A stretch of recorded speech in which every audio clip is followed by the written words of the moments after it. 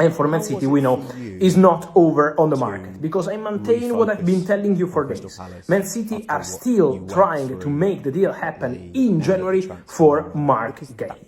My information is that Manchester City believe internally that they can reach an agreement with Crystal Palace for Guehi quite easily, so should not be a problem to reach a club-to-club agreement with Palace, because Palace are open to finding a solution in January for Marc Guehi. Obviously, they would be also happy to keep the player with them, and they are not desperate to sell Marc Guehi. But if a good proposal arrives, obviously to make some profit, some money for the player in January, being out of contract and not extending it ahead of the summer transfer window would be good and smart for Palace. So City are really convinced they can reach an agreement with Palace. But it's the player who has to decide, and Marc Guehi is taking his time with his family, with his agents, considering all the opportunities, because Arsenal have been calling over a potential deal in the summer. Arteta is a big fan of the player. This is why Arsenal are interested. So Mikel Arteta really believes he's a top player, but Arsenal also have many players in that position. And so that's the point. Manchester City are once again making headlines in the transfer market as reports confirm that Marc Guehi has agreed to join the Premier League champions.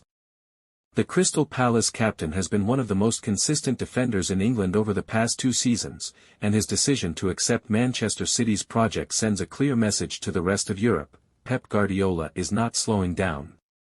Guehi's rise has been nothing short of impressive. From his Chelsea academy days to becoming a leader at Crystal Palace, the 24-year-old has developed into a modern centre-back, calm on the ball, tactically intelligent, and fearless in one-on-one situations. His ability to play out from the back perfectly aligns with Guardiola's philosophy, making this move feel less like a gamble and more like a calculated masterstroke. For Manchester City, this agreement represents long-term planning. With defensive rotations, injuries, and an intense fixture schedule across multiple competitions, Pep Guardiola has been keen on adding depth without sacrificing quality. Guehi offers versatility, leadership, and Premier League experience, 3 qualities that are priceless at the highest level. His arrival could ease the burden on players like Ruben Dias, Stones, and Akanji, while also preparing the squad for the future.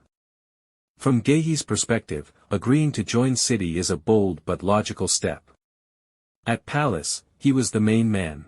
At City, he will fight for trophies, compete in the Champions League, and develop under one of the greatest managers in football history. This move could elevate him from a top Premier League defender to a world-class centre-back. While final details and official announcements are still pending, the agreement itself has already sent shockwaves across English football. Rival fans are worried, City fans are excited, and analysts are calling it another example of Manchester City's elite recruitment strategy. If completed, Marc Guehi to Manchester City may not just be a transfer, it could be the beginning of another era of defensive dominance at the Etihad.